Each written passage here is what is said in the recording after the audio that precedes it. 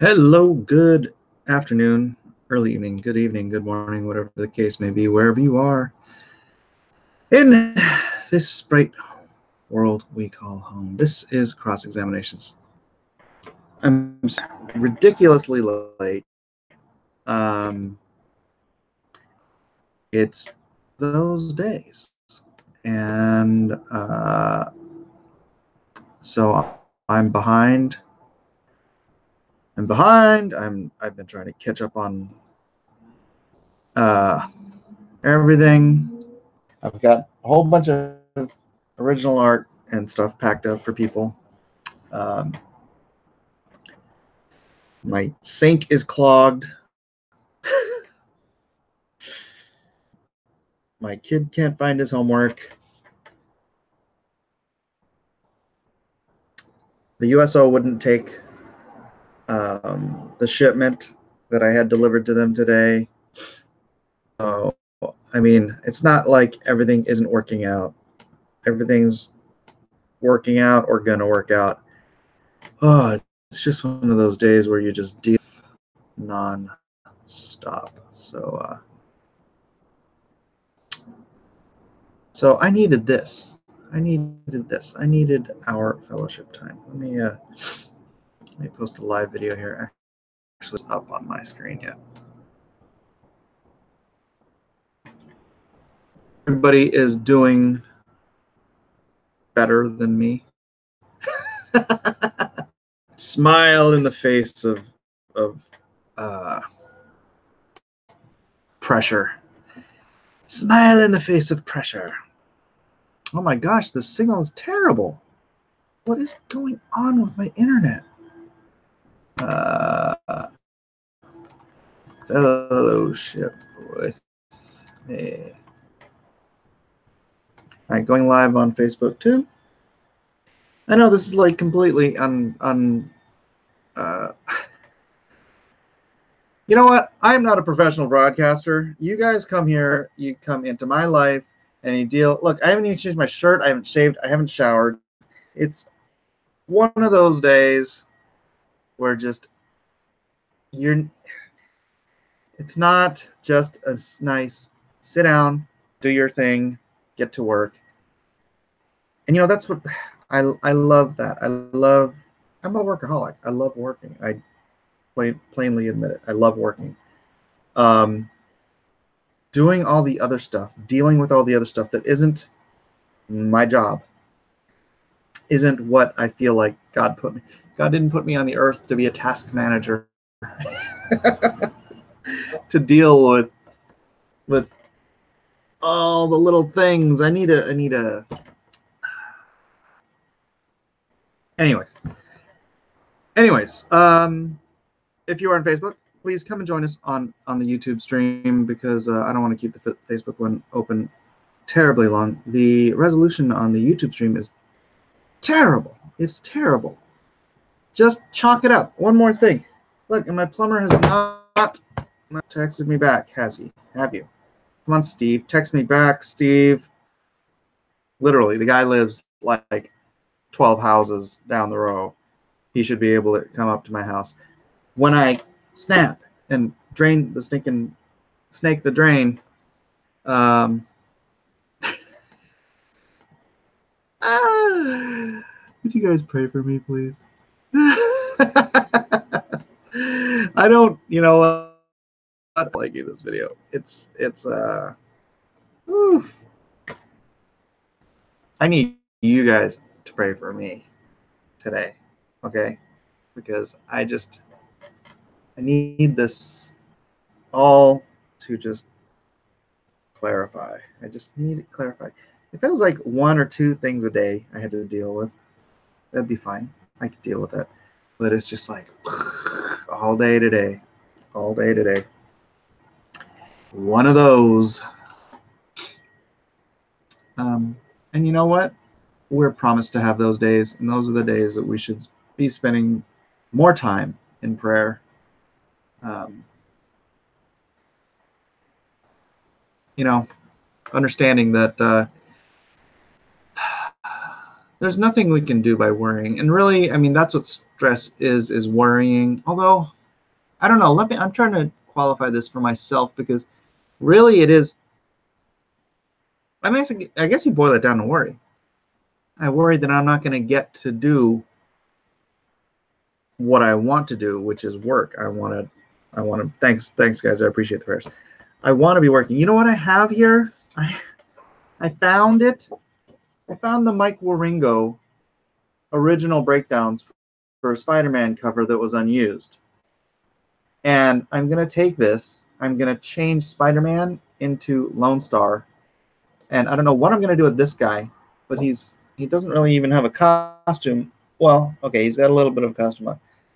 But I'm going to change him into something that I can use so that I can have, you know, because nobody's ever going to publish this. This is just, it's a breakdown. It's not even tight pencils. It's just a breakdown. But if I can bring it back to life and use it for my own project, hopefully do Mike Wieringo proud. That's what I want to be doing right now. That's what I want to be doing. I want to be working on that. I don't want to be dealing with life. But a little life must fall. You know what? Let me grab this Hangout. See if anybody in my Hangout group. Cross examinations. Cross examinations. Paste. Live now. All right. If somebody wants to jump in here, that would be great. So, Wieringo is one of my past Spider-Man artist favorites. Yeah, Mike was great. Nice guy. Did some of the best art, man. Telos was cool as heck. Yeah. Died way too young. So, anyways, please, if you're here, hey, you ordered Lone Star today. Wow, really waiting for the last minute. But thank you, I appreciate it. Yeah, so what happened with Lone Star getting to the troops? And then that was another thing. I didn't even get the email telling me folder, and so like I could have had several hours more notification that this was a problem. But the guy got to the USO, the delivery driver got to the USO, and the USO driver says, we didn't order that. We don't want that. Please don't bring it back. And I'm like, I called the USO and I'm like, you know, a couple months ago, I asked you if you guys accepted comic books for deployment over the, you know, to troops overseas. And they're like, yeah. And I'm like, okay, well, can I get your address and how do I do this? And she said, well, you just write attention for troops, for deployed troops or something like that. I had it written down. And then I'm like, I get this note today and I'm like, how about if you guys know what the rules are before you tell somebody to drop off 3,000 comic books at your doorstep and then you don't want them. And so they told me to get in contact with operationpaperback.org because they do deal with sending books to troops. And I'm like, took them hours to get back to me. I mean, God bless them. I'm not complaining about them because they, you know, this was last minute, but I'm like trying to get this all worked out today so that we can get, you know, I just want to get those things to the troops. You know, there's 3,000 comics I want delivered to the troops like now. Everything happens for a reason. All things happen for good to those who love God and are called according to his purpose. All things happen for good to those who love God and are called according to his purpose. Are the called, actually. The called according to his purpose. Art is live streaming too. Well, yeah, I'm sorry. I don't mean to step on anybody's toes. Usually this is an earlier show, but this is the earliest I could get to it today. Part of it was I was waiting for those people to get back to me so that I can contact the people that are delivering the things, and then because of that, I didn't want to take a shower because I didn't want to be in the shower when somebody calls me, and then the sink is thing, and the sink, and the plumber's not returning my call, so I got to wait for the plumber before. I don't want to be in the shower when the plumber calls. Oh my gosh, dude! I seriously, I want to drink a cup of wine and go lay down in bed and watch TV and veg out. I mean, it's just, I want to de-stress. And I'm a hypocrite because I should totally be just giving this to the Lord.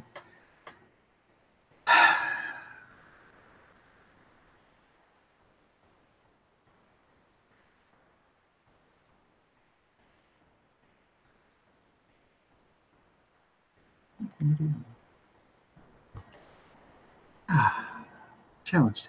Chill. All right. I'm good.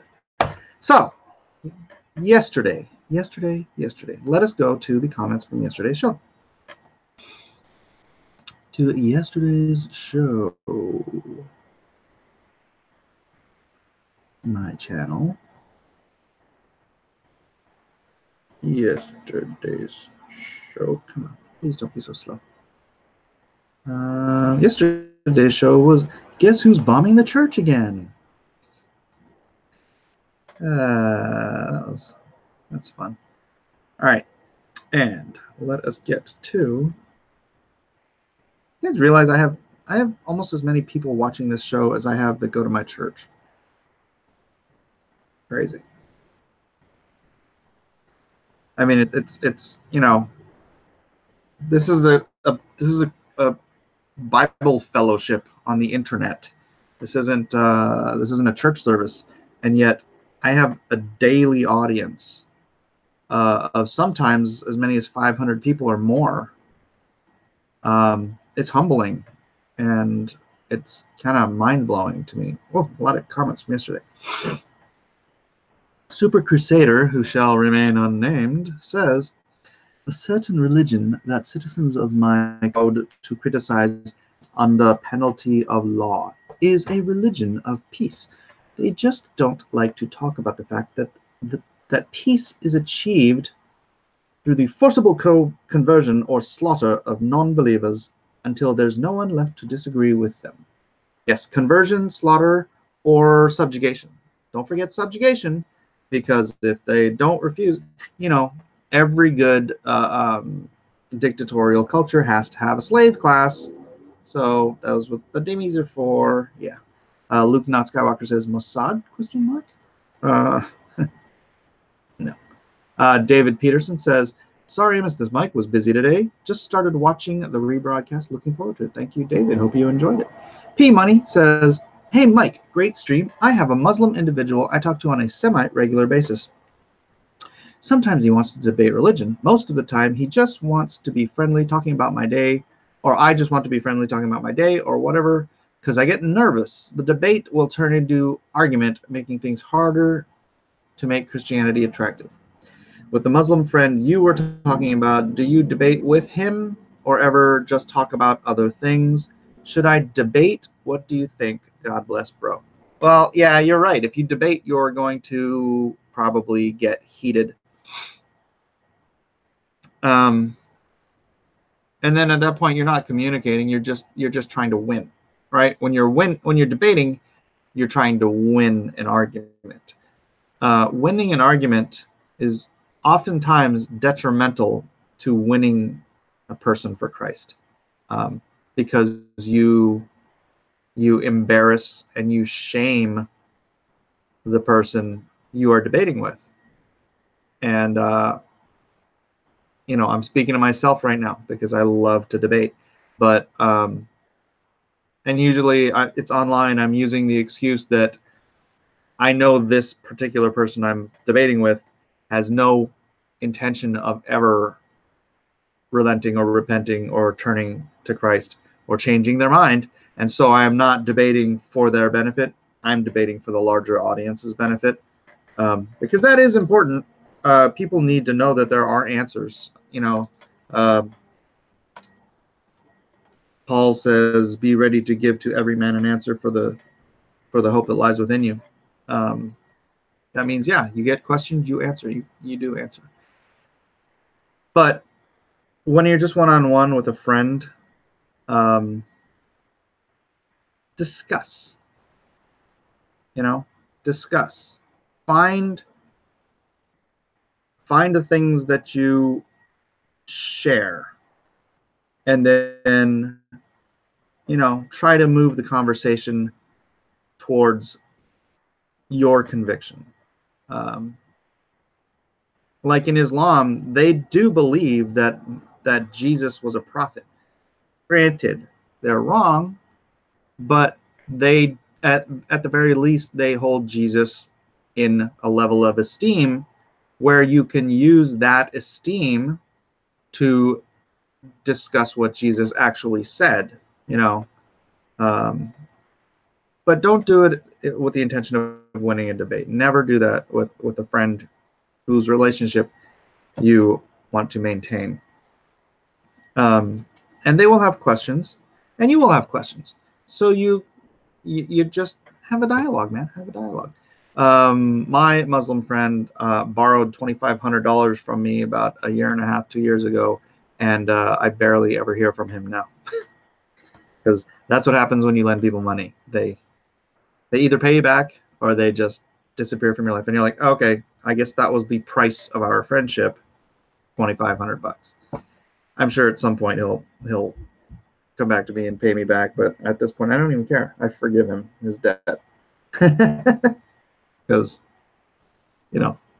I'm weird like that. I never even remember when people owe me money. I only remember this because you bring it up and he's like completely like been not in my life since I lent him money. That's funny. I have a friend who's like, probably got hundreds of millions of dollars, and I was in a situation and I asked if he could help me out, and he's like, no, dude, no, I can't. He's like, I can't, because I asked to borrow money. I didn't, and he probably would have just given me money if I asked for it, but I asked to borrow it, and he's like, no, man, I've lost friends doing that, and I don't want to lose you as a friend. So I was like, I get that. I should just ask for the money. I don't like begging.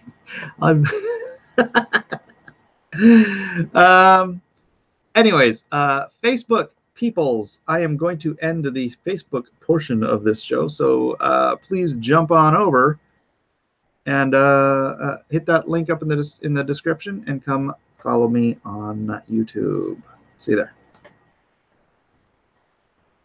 All right, YouTubers, it's just you and me now.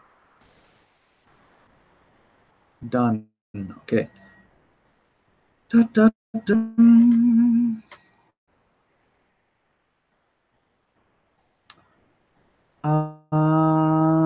Nathan says, I get really tired of people attaching the term phobia or phobic to ideologies in order to make opposition to those ideologies appear to be mental disorders.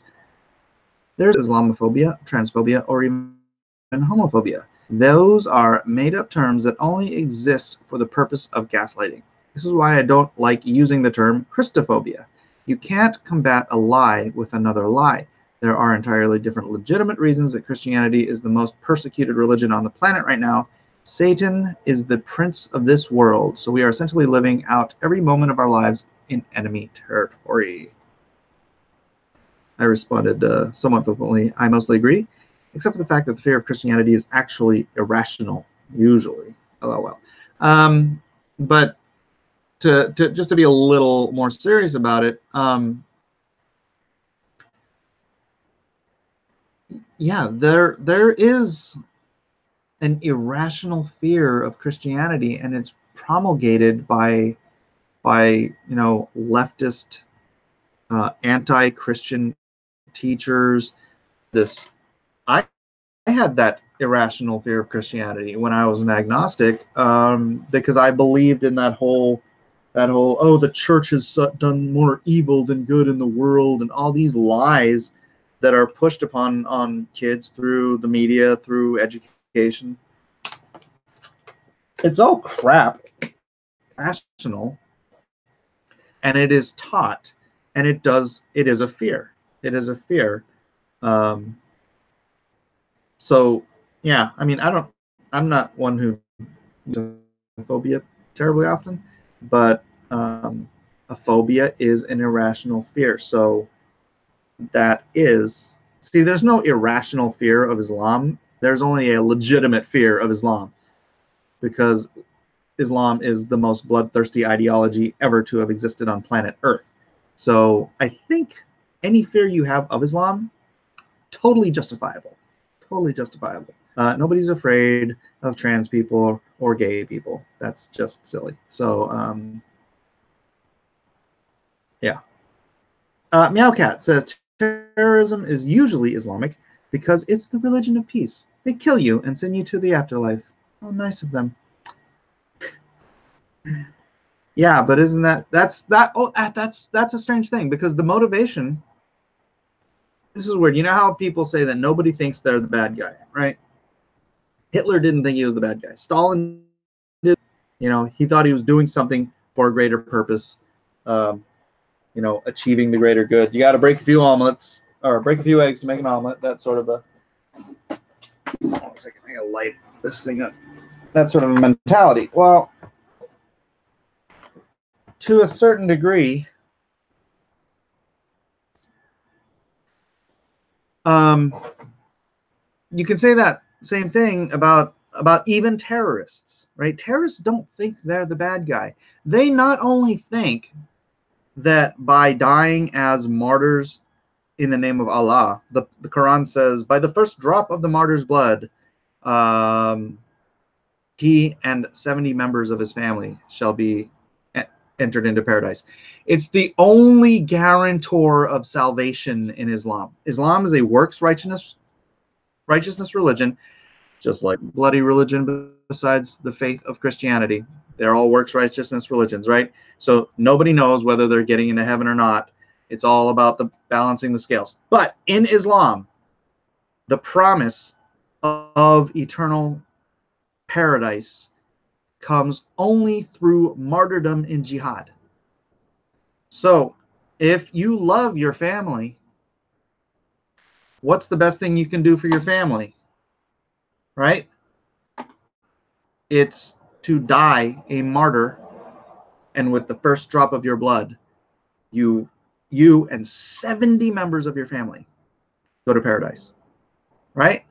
If I honestly really believed that, if that was my mentality, if I believed the Quran as much as I believe the Bible, I'd probably be a freaking terrorist. I'd probably go kill myself in jihad, because that's the only way you can guarantee your whole family goes to heaven. I mean, come on. Hold on. Hello? I'm not going to answer in the first 3 seconds. I'm not going to talk to you. Let me turn that off. And on top of that, they believe that infidels are going to hell anyways. And I'm not justifying any of this. I'm just explaining to you why they don't understand they're the bad guys, why they think they're the good guys. Because they believe you're going to hell anyways, right? And they believe that every day you live, you are compiling more sin on your life and thus more torture in hell, right? So they believe that killing you, even killing you as a child, as a baby, because you're an infidel going to hell, will lessen your punishment in hell. It's a mercy killing. So that's why you can have a guy who says, okay, I'm going to go die.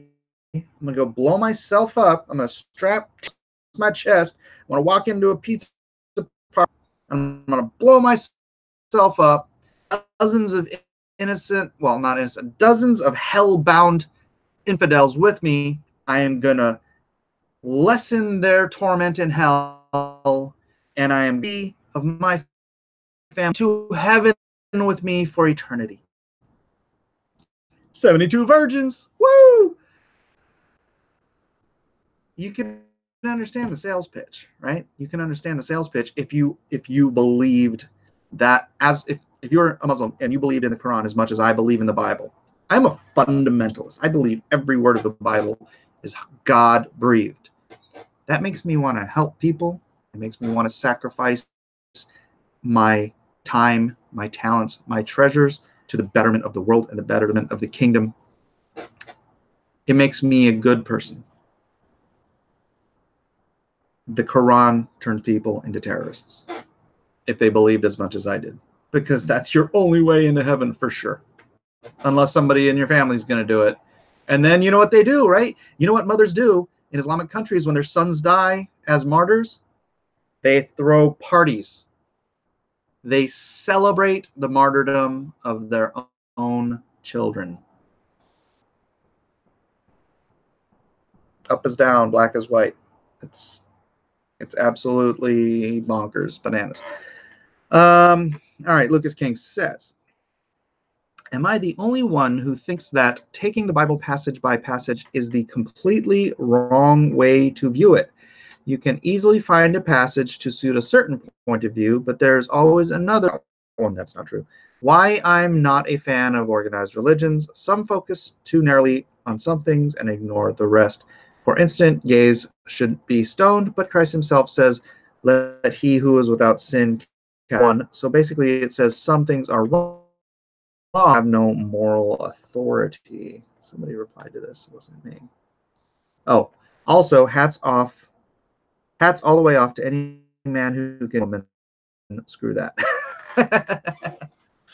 Actually, oddly, I did find a place in Scripture today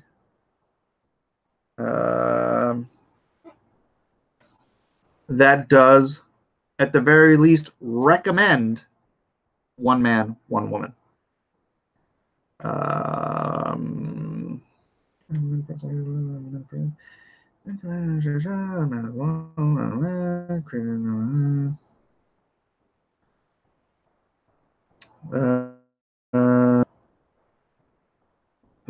Judge for yourself.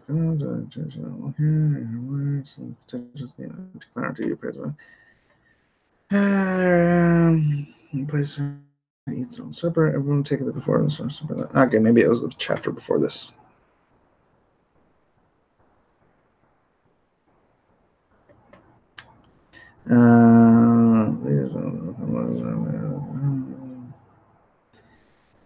Sorry. Couple of blessings, Lord bread, Israel.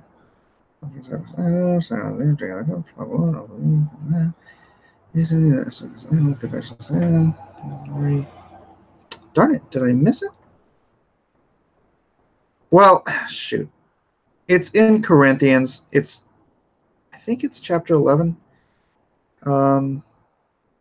No, it might be like chapter 9. I don't know. I was listening through a lot of this today, so I don't. It's in Corinthians. And anyways, it's Paul, and he's saying that, if it were possible, you should all be like me. And he was celibate. But if it's not possible, then each man should have his own wife, and each wife should have her own husband, right? And so he's saying the ideal for him, but again, he's saying it in such a way that it's not like this is what you have to do. He's saying, each person has their own approach, because it's talking about how the single woman can dedicate more time to God. The single man can dedicate more time to God. But when the woman gets married, then she starts thinking about things in the world and how to please her man. And when the man gets married, then he starts thinking about things in the world and how to please his woman. So because you're splitting your love time between your spouse and your God, then you can't spend as much time with God. And then he's saying that each man should have one. If that's the way you're going, each man should have his own wife. Each wife should have her own man. So that could be. I mean, that could have been when if they were taking that, if the church took that as more of a commandment than a suggestion, then I could see where that scripture itself would have led to the getting rid of polygamy.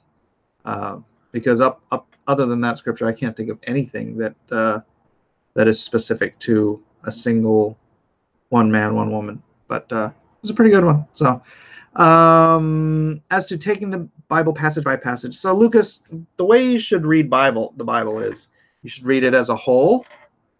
You should read it in books, right? There's 66 books written by 40 different authors over thousands of years. You should read it in chapters. You should read it in paragraphs. You should read it line by line.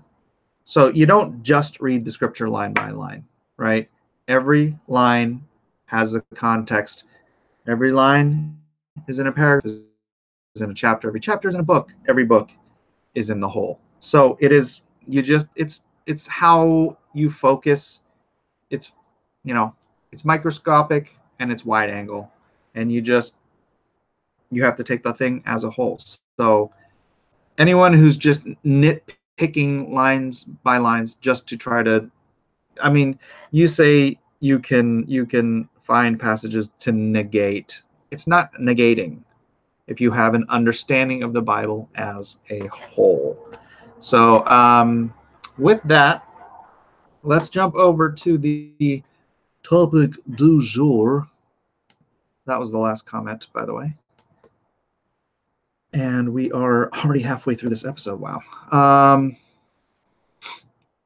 right, the topic du jour. Actually, I'm going to make the topic du jour quite quick today. It's a hey, there's 50 people in here. If you could hit that like, hit that share, get some people in here, that'd be fantastic. So let me entertain you. This is just a real quick amuse-bouche to the crap sandwich we've been eating lately on the 13 states that have ruled unborn babies are children. You mean babies are people too? That's fantastic. And I just thought this was nice. That 13 out of our 50 states have ruled, because you know what? If you can make it so that 2/3 of the states rule that unborn babies are human beings, that is a constitutional amendment right there. 2/3 of the states. Then you could have a constitutional amendment and rule, making it forever established that just because you're in the womb doesn't mean you're any less human. So I'm just going to read off the list and then we'll get to your questions. So Alabama did it apparently in 2006. A person, as defined under the criminal code, is a human being, including an unborn child in utero at any stage of development, regardless of viability. Arkansas. I'm sensing a pattern already.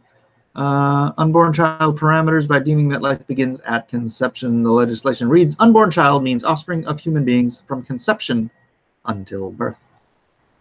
Idaho. Well, you're not in the South. The term embryo refers to the development of a baby between the 2nd and 8th week of fertilization. After the 8th week of pregnancy, the embryo is typically referred to as a fetus. Under their feticide definition. Ooh. Huh. That could actually use some more diving. Whoa, what? Illinois, Kansas, Kentucky, Mississippi, Oklahoma, Tennessee, and Texas, 4 through 10. These states define an unborn child as a human being from the time of fertilization until birth. Wow, fantastic. 11 through 12, Louisiana, Missouri. Okay, so most of these are southern states.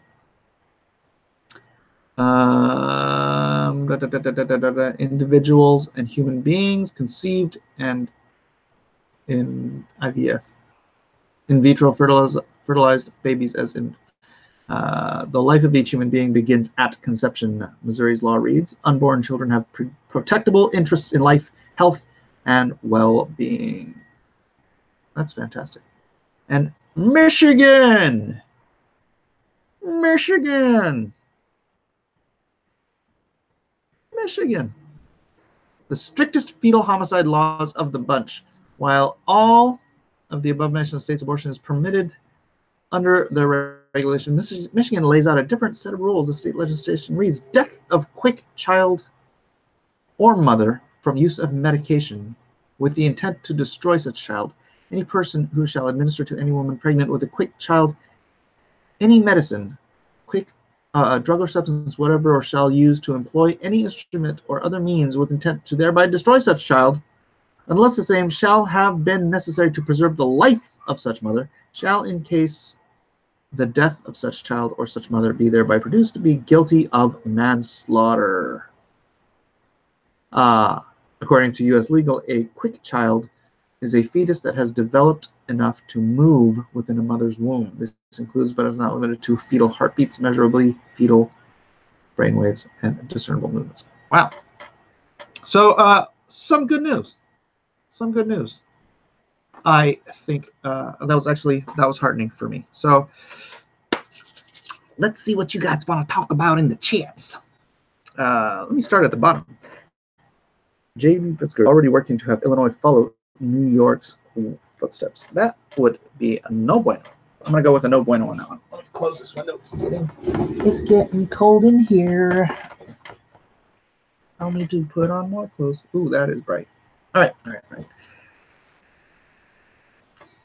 The law in New York paves the way for a certain group to overproduce. I don't understand. Also in Ephesians, there's a parable about a man and a wife comparing to God having a bride. God will have one bride, not many. Yeah, but oddly enough, that bride is comprised of billions of people. So I don't know if that's a, he just calls us all the bride. Is God a polygamist?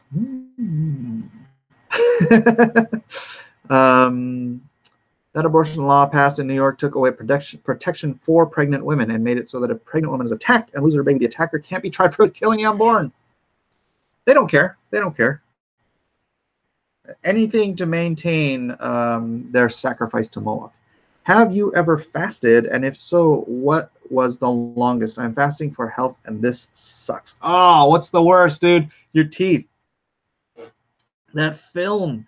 I guess Dirty Doug doesn't care about this, but that film that gets on your teeth because you haven't been chewing anything. Oh, that's the worst. I feel like you have to brush your teeth like 3 times a day instead of eating. You're brushing your teeth all day. So yeah, obviously I have fasted. The longest I've gone was 7 days, and that was a juice fast. And I pussed out. I was going for 40 days. I was going for 40 days, and after 7 days, I'm like, I'm tapping out. That's too long. According to the New York abortion law, Kermit Gosnell did nothing wrong. Perhaps that's part of what they were trying to do. Mike gets clickbait of the day ribbon. Oh, thank you, None of you. Thank you. I'm on day 2 and not sure I can go on.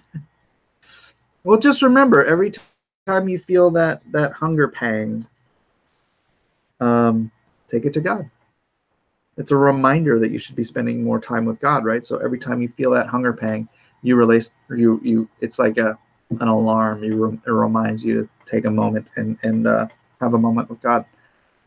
Oh, Mike, check out Black Pill's video today. He made a good one about an abortion promoting movie. Ugh. That Shark DUO vacuum they were advertising with. I don't know what you're talking about. Does Elijah's girlfriend approve of his facial hair? Elijah has no girlfriend. He's available, ladies. I can tell you his dad does not approve of his facial hair. What? Nothing. I'm allowed drinks as long as they are 0 calorie. Who fasts for more than 1 day? Different people, man. Different people, different reasons. Fasting is really, really good for your health, and it is a it is a command in the Bible. We are supposed to fast. I don't fast nearly as often as I should.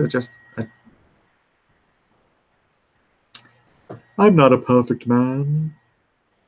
Creepy Little Book says he loves these shows.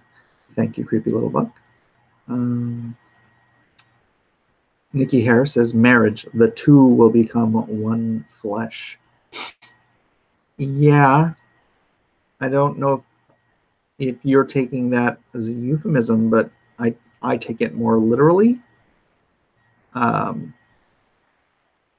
anyways, I'm not against monogamy, Nikki. I'm really not.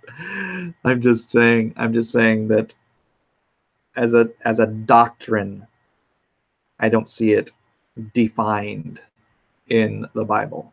And except, like I said, what I just read in Ephesians, that seemed to be the closest thing to putting a fine scene in the Bible. Mike, will you talk about the Apocrypha books, the sections that were removed to make the King James Bible? Well, you could refer to them as the sections that were added to the canon of text in order to Catholic dogmas like what's that called? Purgatory, in order to enrich in the church by selling sins to get people out of purgatory. You know, oh, you can your father died a sinner. He's in purgatory, but if you pay the church, you know, his weight in gold, then we can you can basically you can buy people's way out of hell. And they use an apocryphal story about purgatory in the apocryphal books. I don't remember which one it was, to promote that false dogma, that anti-Christian dogma. The apocryphal books are historical; they do have historical value, but they are not scripture, and that's a big difference. I mean, dude, the Book of Enoch is freaking awesome, but I don't take that to be the word of God. Deuteronomy and should only have one wife. I think 14 to 17. We can see how well that worked out. Yeah, and then again, yeah, I think it's Romans, Desiccant. I think it's Romans. Paul said that leaders of the church should only have, but it doesn't about everybody else, right? Mike Strichers. What they don't tell you is the 72 virgins are all men. Nuts robot Mike. Oh, am I roboting? Man, I have this. Maybe I need to reboot this computer. I have no idea. Except the problem with this rebooting this computer is it like takes all day for it to reboot. I don't know what the deal is. I've learned it's best to lend money assuming you won't get it back. If you're cool with it, go ahead. Otherwise, don't lend it. Yeah, David, that's kind of that's the way I look at it as well. Did with your Muslim friends. No, it's all right. My other Muslim friend, who oddly enough is also my gay friend, well, not my only gay friend, but he moved back to South Africa, and he gave up Islam, but I think he's in some sort of a Christian cult, because the way he talks, it doesn't sound like it's standard operating procedure for Orthodox Christianity. So I don't know. He's in a church that does believe in Yahweh, and he does believe in Jesus Christ, but I don't know. I don't know what it is. But at least he's no longer he's not a Muslim anymore, but he's still gay. But I love the guy, so he's a great person. Checked what I tagged you with on Twitter. It's about that cover. Right now, dude? No, I don't want to do it right now. Okay, I'll do it right now. Let's see. I only have 7 new tweets anyways. Everybody's. Oh my gosh.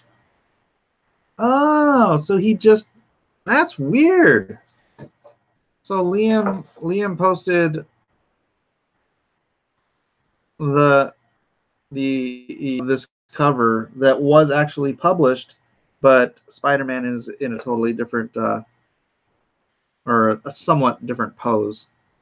So, who's the guy in the back? The looter, armed to the teeth. All right. That's funny. Right on, Liam. All right, cool. So I can do something cool with that. I can do something with that. All right. Back to the chat again. Back to the chat again. All right, let's skip down back to the bottom. I use the Book of Enoch as a basis for a society in my story. Angels lead back to God by Enoch, who became a sort of Moses figure to them. It's complicated, and it's not as heretical as it may seem. Well, you know, it's a cool book, and as long as you're not trying to say it's scripture, I think, you know, as long as you're not writing things that are completely like antithetical to the truth, but kind of play along the edges, where the Bible is silent, you know, you have license. But that could be fun. If I have the willpower, I'll give you guys status updates each cross-examinations from now till I quit. David, how long are you planning on fasting? How long are you planning on that fast, man? I've seen it before. Dinner's ready. All right, Arthur, we will see you on the flip side.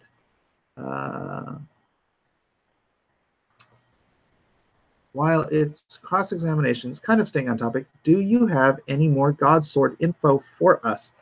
No, I don't. Let me remind myself to see where Paulo is. God's Sword. I will try to get updates. Yeah, I really wanted this to be part of my next campaign, but I don't think that's possible. The Gutenberg Bible has them. The Apocrypha. Luther yanked them, wanted to pull Revelation, James, and others too, but Revelation was canon. The apocryphal books were added. Revelation is canon. Real fasting is 0 food and 0 liquids. The Jews do it once a year for 1 day. A 7-day fast with juice doesn't count. You suffered for true downshift. Fasting can be, I can fast from coffee. I can fast from Twitter. As long as what you're fasting from, but I mean, yeah, I understand what you're saying. Like the biblical fast is a fast from food and water. But if you're dedicating your fast, whatever it is, hey, can you turn it down? It's really distracting. And you take that time to, like, say you would have gotten up and jumped on Twitter, jumped on Facebook, whatever, jumped on YouTube, and rather than doing that, you spend that time in prayer or in the Word. For however long you're doing a fast. That's, you know, you give things up for Lent in Catholicism, right? It's the same thing though. I've done technology fasts as well, as I find those very beneficial. Yeah, I can imagine. In Christianity, you're supposed to fast for 30 days during Lent. I think that's in Catholicism. I don't think that is actually anywhere in the Bible. I mean, no.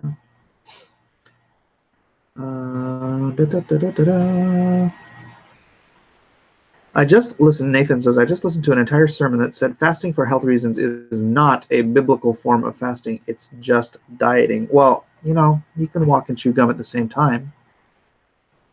because it is healthy. You know, God wouldn't tell us to do something that's unhealthy. I'm too slow to fast. Mike, fast from coffee or Twitter is Lent. I know, but yeah, I know. I'm currently on a 3-month fast from housework. I'm not coming to your house, that's for sure. Hashtag save the babies. I agree about the babies. My goal, I can do it. David, you can do it. You can do it. Don't put your health in danger. That wouldn't be. What are the Anunnaki? Anunnaki. I haven't followed that. That's I think that's something that came up. It's to do with aliens or giants or something. I don't know. I'd have to look it up, bro. David Peterson, it's primarily for health, but I think adding a faith aspect to it might make me keep to it more. Something to pray about. Yeah. And again, use those hunger pains as reminders to spend more time with God. If I have, oh yeah. Let me go up to the top. I didn't even say hi to everybody. Hi, everybody. Giuseppe McGee, P Money, Manic Monday podcast. Manic Monday says, all I got to say is a future comic artist was unborn. Got a ex-gal, hello, howdy. Creepy little book. Preach it, brother. Thank you. Max Hammer, good evening, everyone. Yeah, an evening cross-examinations. A rarity.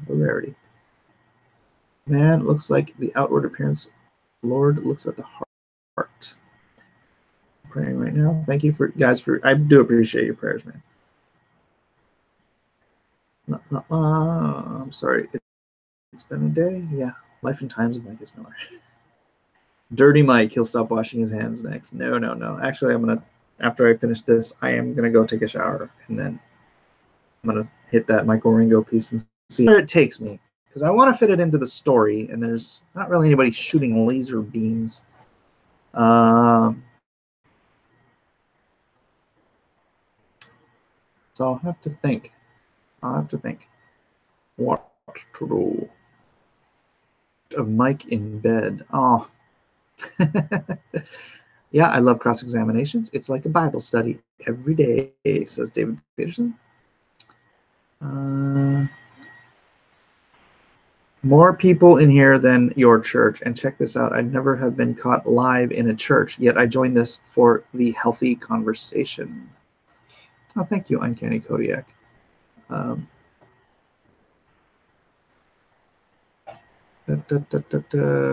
prefer the words debate, discuss. How about dialogue? Debate, discuss, dialogue. Lending people money is a good way to get rid of people you don't know are bad people. I'm going to lend all my friends $1,000. Let's see who comes back. I think communism is the most bloodthirsty ideology ever dreamed of. Communism is only responsible for killing about 100, only, in quotes, responsible for killing 100 million people, which, granted, they managed to do it all within a century. But Islam, and granted, they had a good 1,400-year run, murdered 240 million people. And counting. They're still going. So, granted, they had a lot more time to do it. And, yeah, so they had a lot more time to do it, and they only managed to do, what, 2.5 times what communism has done so far. Communism's still working at it too. Don't forget that. Mike Miller, fundamentalist extremist confirmed.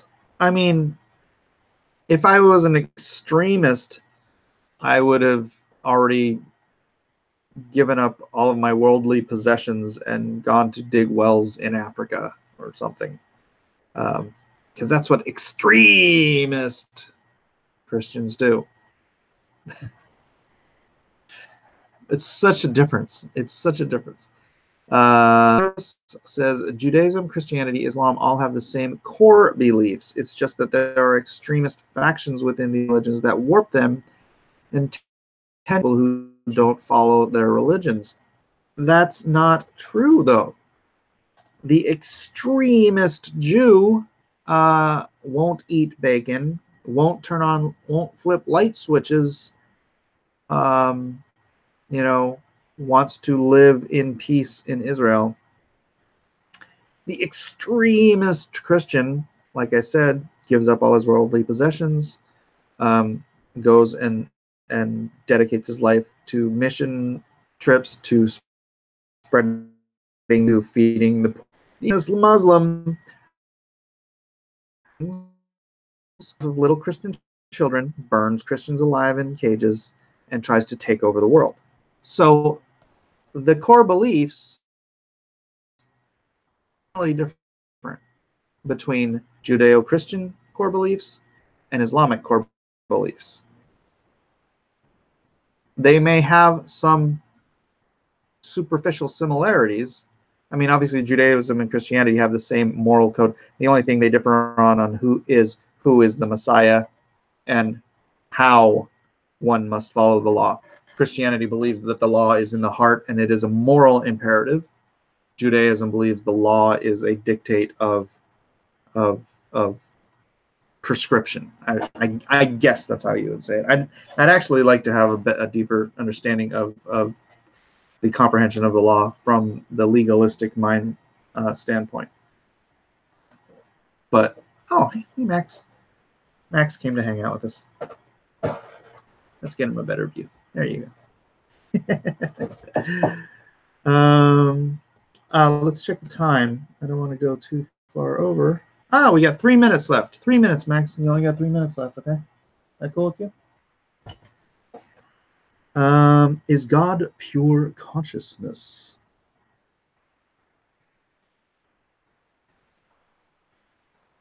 I have no idea how to answer that, Yelza.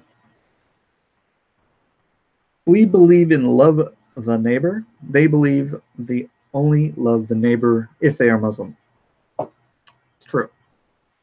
Yeah. Yeah, we're told to pray for our enemies.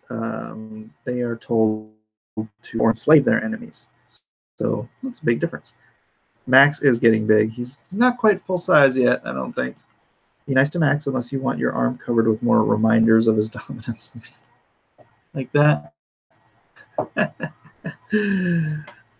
love it when he gets all rowdy. It's fun.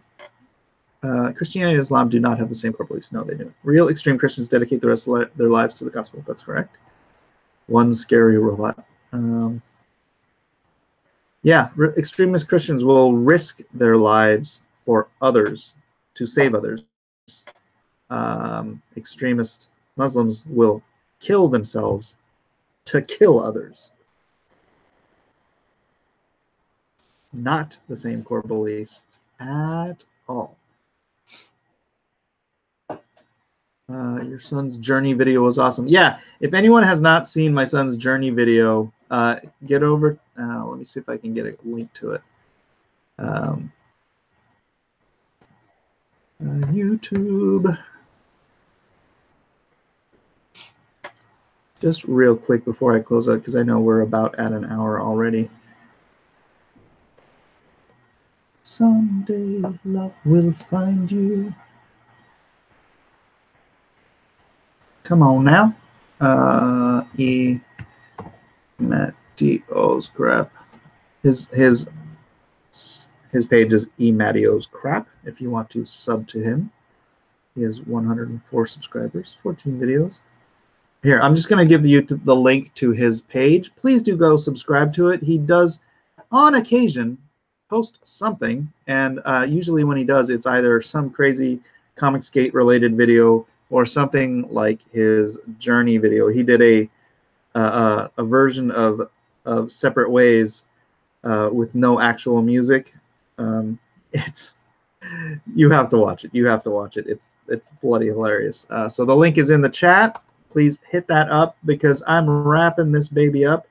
Thanks for everyone for hanging out, and thanks for praying for me. This is the day I needed it, and pray everything falls into place. God is in control. God is in command. And I'll see you guys later. I don't know what is going on tonight on YouTube land, but I'll be working on that Michael Ringo piece and maybe streaming. Oh, John Malin's going to stream when I leave. Well, make sure you watch. Go sub to my son's channel and then watch that video first before you go over to John's channel. It's only like 4 or 5 minutes long, but it's so funny. You're gonna laugh your butt off. So, God love you. God bless, and have a wonderful evening. I'll see you guys later.